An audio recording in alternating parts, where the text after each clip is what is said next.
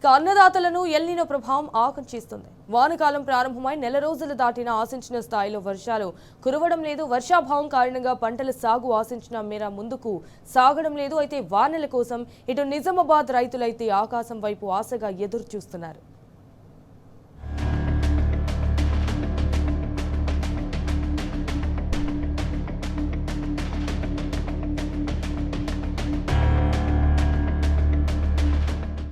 ఉమ్మడి నిజామాబాద్ జిల్లాలో వానాకాలం ప్రారంభమై నెల రోజులు దాటినా ఇప్పటికీ ఆశించిన స్థాయిలో వర్షాలు కురవడం లేదు.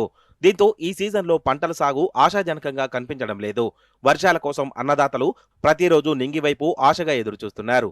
ఆశించిన మేర వర్షాలు కురవకపోవడంతో సాగుకు అనువైన సమయం దాటిపోతుందేమోనని రైతులు ఆందోళన చెందుతున్నారు.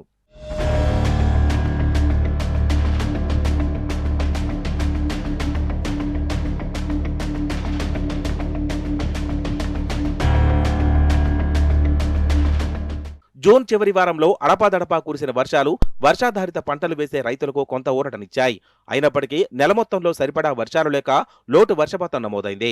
దీంతో రైతుల ఆశలన్నీ జులై నెలపైనే నిలిచాయి. అయితే ఈ నెల ప్రారంభమైనప్పటి నుంచి కూడా ఆశించిన స్థాయిలో వర్షాలు కురవడం లేదు. సాయంత్రం వేళల్లో ఆకాశం మేఘావృతమవుతున్నా వర్షం మాత్రం కురవకపోవడంతో రైతులు నిరాశ చెందుతున్నారు.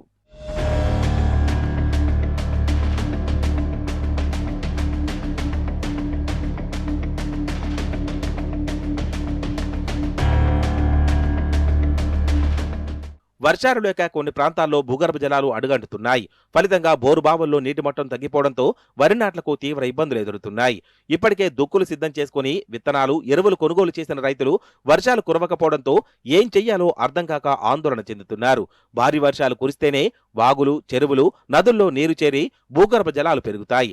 లేని పక్షంలో నేలలో విత్తనాలు మొలకెత్తినా వాటి ఎదుగుదల ఆశించిన స్థాయిలో ఉండదని రైతులు చెబుతున్నారు.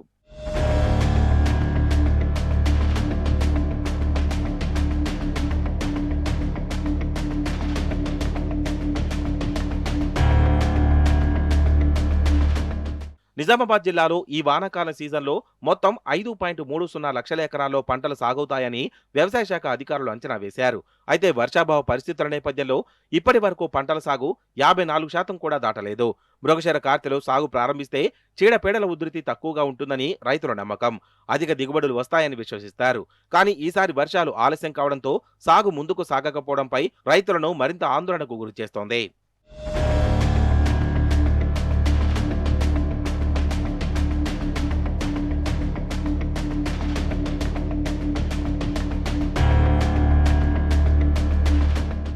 రానున్న రోజుల్లో మంచి వర్షాలు కురిస్తేనే పంటలు గాడిలో పడతాయని రైతులు అంటున్నారు.